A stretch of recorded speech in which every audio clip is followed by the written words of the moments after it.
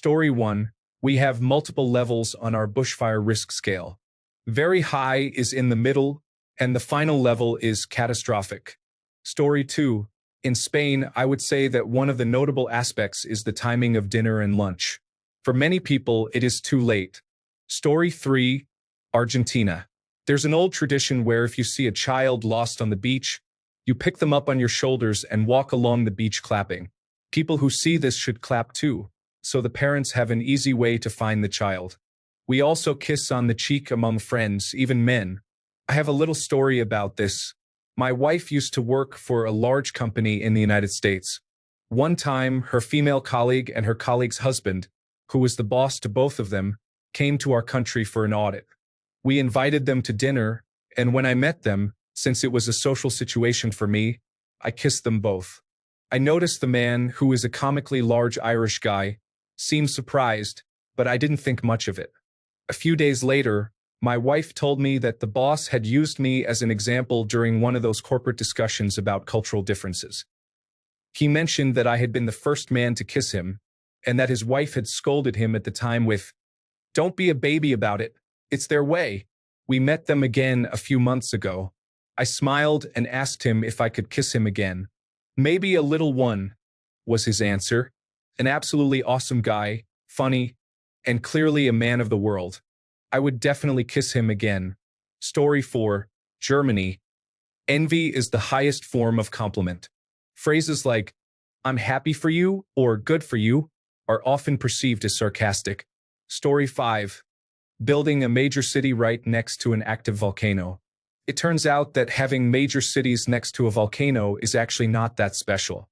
Additionally, 2 singers were blacklisted from the Italian music industry for years for allegedly attracting bad luck. Story 6. Korea. My wife and I left her Chanel bag, laptops, phones, and wallets on the tables, and no one took them at the cafes or restaurants. That said, we had our umbrellas stolen by a kid who confused his with ours, and his mom argued with us. I also had my bike stolen. Umbrellas and bikes get stolen often. Real soju, not the stuff you find in other countries that is weak and fruity, will affect you quickly and strongly before you realize it. Story 7. After a baby is born, a nurse will be in your house for 7 to 10 days. They will take care of the baby and teach the parents how to handle basic tasks and perform some household chores. This service is covered by health insurance. Story 8. 2 words. Swooping season. This phenomenon is not unique to our country, but I'm not certain it's as common anywhere else. Story 9. Quiet talking is common, especially among people from North and South America. Here in Switzerland, it is considered rude to disturb others, so people speak at a volume that does not bother those around them, particularly in public transport. Additionally, talking in a cinema is generally unacceptable. Story 10. Finland. Naked in the sauna. But what if it's in a public pool? Naked. Changing cubicle? No, it's a communal space with communal showers. Naked. There are even signs next to the public sauna doors with a picture of a swimsuit and an X over it. In fact, if you go to the Yrjönköping public pool in Helsinki, you can be naked in the swimming pool during designated times. Certainly, at most private homes or cottages, you'll be naked in the sauna, possibly in mixed-gender company, and naked when swimming in the frozen lake as well. It's just human bodies. We all have them. Story 11. Germany. Sundays are for silence. No mowing lawns, no working outside, no loud parties, and no annoying anyone with your choices. Sundays are for silence, and it's the best thing ever. Story 12. Netherlands. Droppings. No, I'm not referring to waste. It's where you put a group of blindfolded children in a car, drop them in the middle of nowhere without phones, and tell them to find their way back on their own. Usually, an adult accompanies the younger children, but they do not assist. Story 13. Mate culture. People cannot comprehend how casually Argentines and Uruguayans share their drink and the one straw they use to drink it from with strangers. Story 14. I am from Appalachia, and something that always makes outsiders curious is the way we wave to people on the road, even if we do not know them. It is simply a short acknowledgement, a light lifting of the fingers from the steering wheel. It is literally a sign of respect to your neighbors on the road. Story 15. Women cannot legally take the surname of their husband when they get married. Their birth surname needs to be used for all legal purposes. Story 16. I don't know about the rest of the world, but I think Americans will be shocked to learn that in Brazil, not only is voting mandatory, but you also need to prove your identity with an official ID and your digital fingerprints before you can vote. We vote using a machine that only works after it validates your digital identity. Story 17. The compulsive urge to say please or sorry in every sentence. Naming children after the days of the week. Elaborate and fun coffin designs. Using your right hand for everything, as greeting anyone or giving anything with your left is a sign of disrespect, and left-handed people often feel marginalized. A strange fascination with boiled eggs. Taking any and all opportunities to dance. Getting divorced? Dance. Did your father die? Dance. Is the solution to every problem. Story 18. Dad is taking care of his kids. There have been inquiries from foreigners asking, why are there so many gay nannies? It seems easier to assume that men caring for children must be paid and gay rather than acknowledge that fathers are actively parenting. In Sweden, it is very common for fathers to take parental leave to care for their own babies. Story 19. Grew up in Argentina, the concept of merienda is significant. All is well until I mention I have to pause for my merienda. English speakers might understand if you say, oh, it's tea time, but others may not grasp the idea. If you do some research, you will find that it has different names. Coffee and cake in Germany, tea time, brunch. However, Argentinians are particularly enthusiastic about it. You can visit any cafe to grab coffee and croissants from 8 a.m. to 8 p.m. You will see people enjoying food and drinks, but like clockwork, from 4 p.m. to 6 p.m., everyone pauses for coffee and a snack. If not coffee, then tea or mate cocido. And the food can be anything you want. For example, my boyfriend has had pizza for merienda. The beauty of this time is its egalitarian nature. Bosses and employees sit together at their desks or in the dining hall, engaging in casual conversation about work or personal matters, then returning to work. For half an hour, your boss will join you or stand by your side in the kitchenette to have small talk. This concept should be adopted worldwide. Everyone deserves a hot beverage of their choice and a tasty treat while talking with each other for 30 minutes. Story 20. The Midwest Goodbye. It's a long process initiated by a knee slap and a well, I suppose. It can last for hours, and if you navigate it incorrectly, you'll be labeled as rude for the rest of your life. Good luck trying to navigate that one. Story 21. Uruguay. People in the streets are walking around with thermoses under their arms and mate cups with a bombilla. Drinking mate, which is a yerba mate infusion. Story 22. A woman can breastfeed anywhere and anytime without the need to cover up, whether on public transport, in a restaurant, or elsewhere. Babies can even take a rest while breastfeeding. We do not consider feeding a baby to be sexual.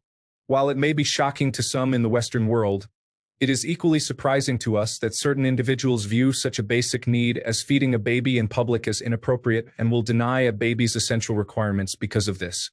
Story 23. Only in America do we treat healthcare like ordering from a mystery menu. You receive the treatment first and never find out the price. Hope you enjoyed that $7,000 bandage.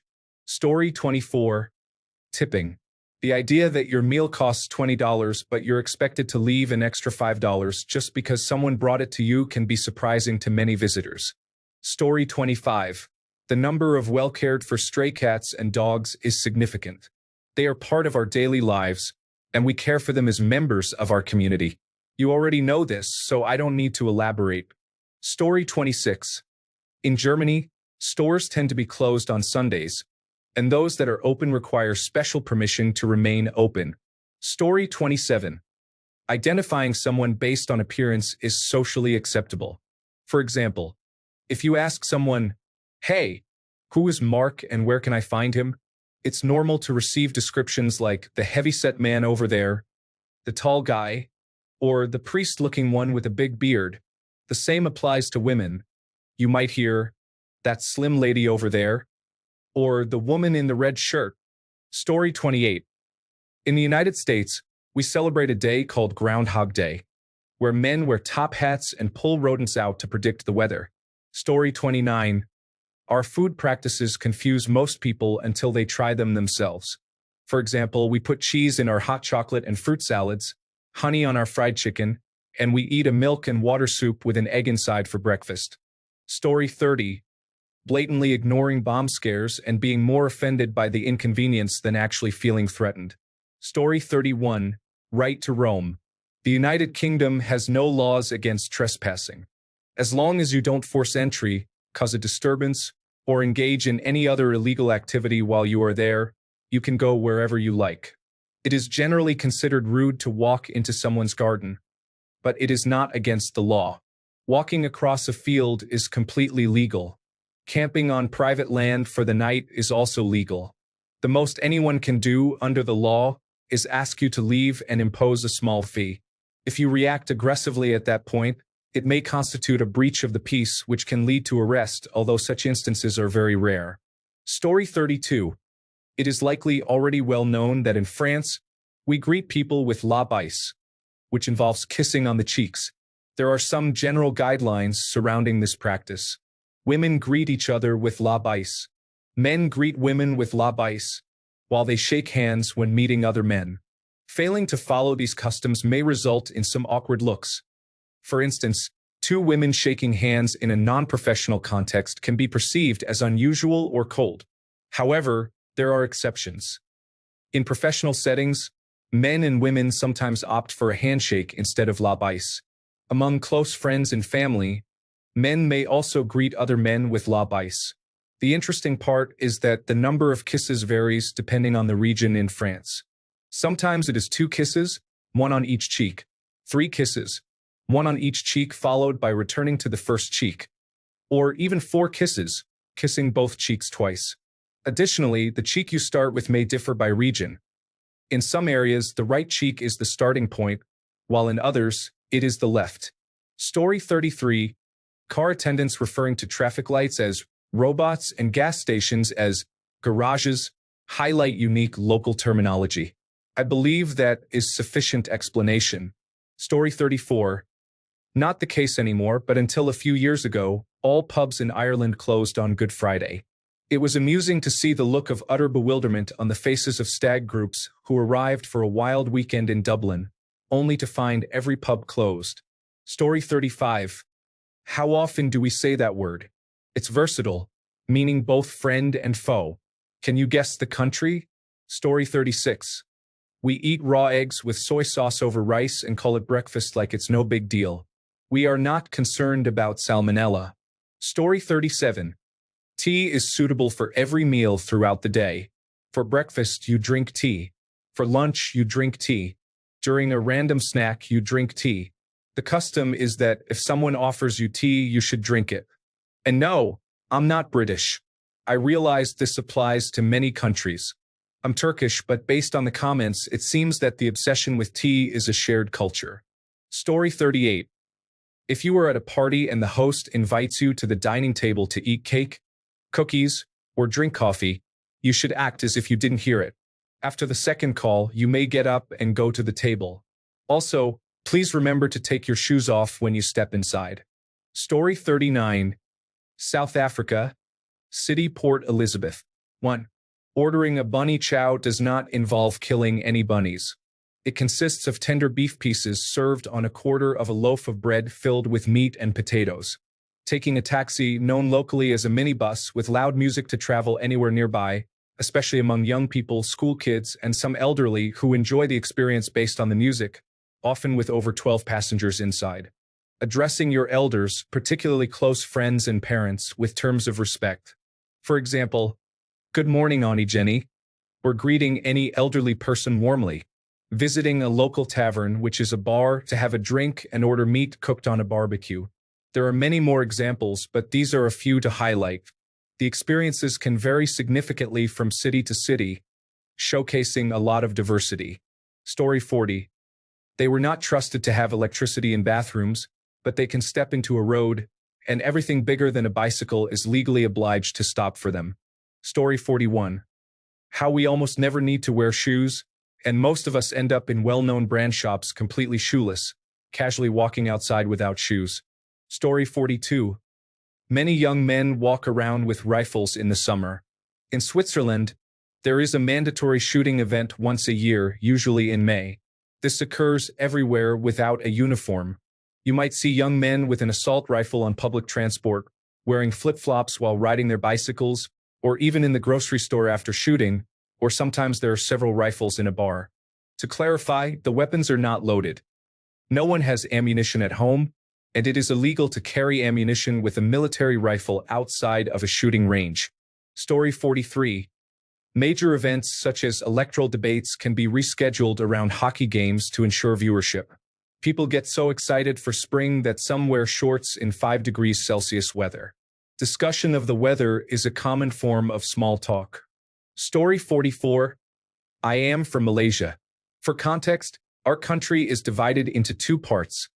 11 states in West Malaysia and 2 states in East Malaysia, located in the north of Borneo. For West Malaysians traveling to East Malaysia, we need to clear immigration controls, just like entering a foreign country. We also need to obtain work permits or student visas if we seek employment or wish to study there. This process works only one way. East Malaysians do not need to clear immigration when they arrive in West Malaysia, nor do they need to apply for work or student visas. Additionally, traveling between the 2 East Malaysian states requires clearing immigration controls. Driving overland between these 2 states entails passing through Brunei, which is an actual foreign country. Story 45. Chile. If the ground shakes and the intensity is less than a 7 on the Richter scale, we just keep doing what we are doing.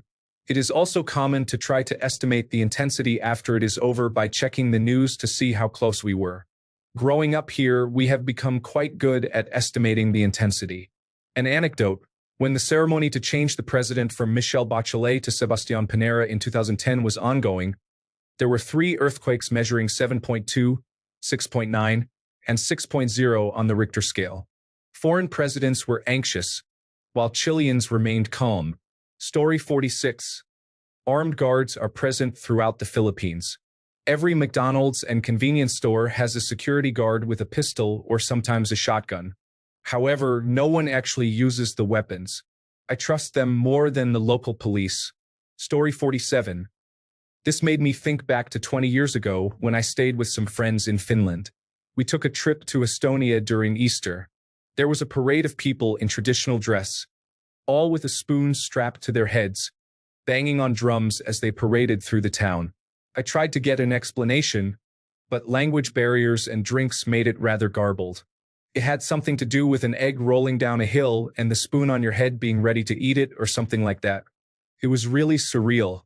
If anyone from Finland or Estonia can offer a better explanation, I would love to know. Story 48. People are very afraid of air currents and believe they can make you sick or cause aches. Many are hesitant to open 2 windows at the same time in a home, fearing an air gust, or to drive with the window down. They are convinced it is unhealthy. Additionally, many believe that leaving the house with wet hair will also make you sick. Sure, you might feel cold in the dead of winter, but I don't need to blow dry my hair during a heat wave. Story 49. In Burundi and many parts of East Africa, it is common to see men walking hand in hand in the streets. This is a way to show friendship. Story 50. The United States is a vast place, but I live in the suburbs of Houston, where public transport is essentially non-existent and not everywhere is walkable.